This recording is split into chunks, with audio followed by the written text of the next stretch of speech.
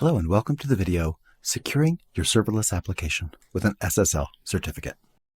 In this video, I'm going to show you how to install a certificate, bind that certificate to the Azure Function app, and then enable SSL. Here in the Azure portal, I've created an Azure Key Vault. You can do this by creating resource, searching key, and then selecting Key Vault. The Key Vault is a place for saving passwords, keys, and certificates. You can also use it to generate self-signed certificates and even connect it to certificate authorities for purchasing production-level certificates. In this case, we've just created an SSL certificate, self-signed that is. And we are able to download that certificate in PFX format. The certificates at this point do not download with a password, which you're going to need to install the certificate into the web app. So I'll show you how to do that. You start by downloading the certificate in PFX format. Double-click that certificate to start the certificate import wizard. In the certificate import wizard, you can select the certificate, go through. There's no password on it at this point, but we want to mark the private key as exportable. We're going to place the certificate in the My Store or the Personal Store, and the import was successful. By opening the Computer Certificates application, go into My Personal Certificates, and now you can all tasks on your serverless, on your certificate, and export.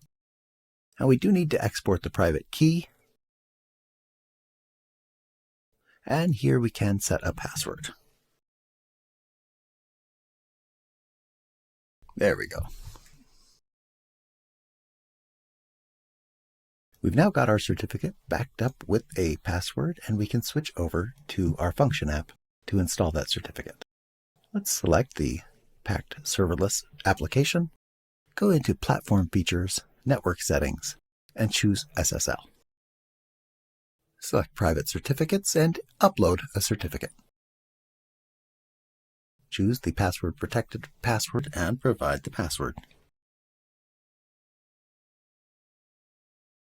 Now we have our private certificate installed. We're going to switch over to bindings and add an SSL binding. We're going to choose the custom domain that we added and choose our certificate and set our SSL type. Finally, we can enable SSL by specifying that we want HTTPS only.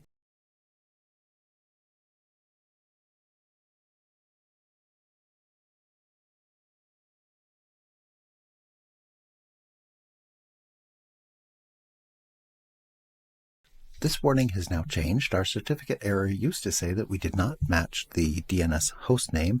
Now it's giving us a warning that the PC doesn't trust this website security certificate. This is normal. This is because we're using a self-signed certificate, and my computer does not necessarily trust that certificate authority that issued the certificate. However, this does show that the certificate is working, and we can view the certificate here, which is Packed Serverless. The self-signed certificate does provide a good mechanism for testing your certificates and testing your SSL without purchasing the third-party certificate. Now in the next video, I'm going to show you how to configure authentication for your Azure functions.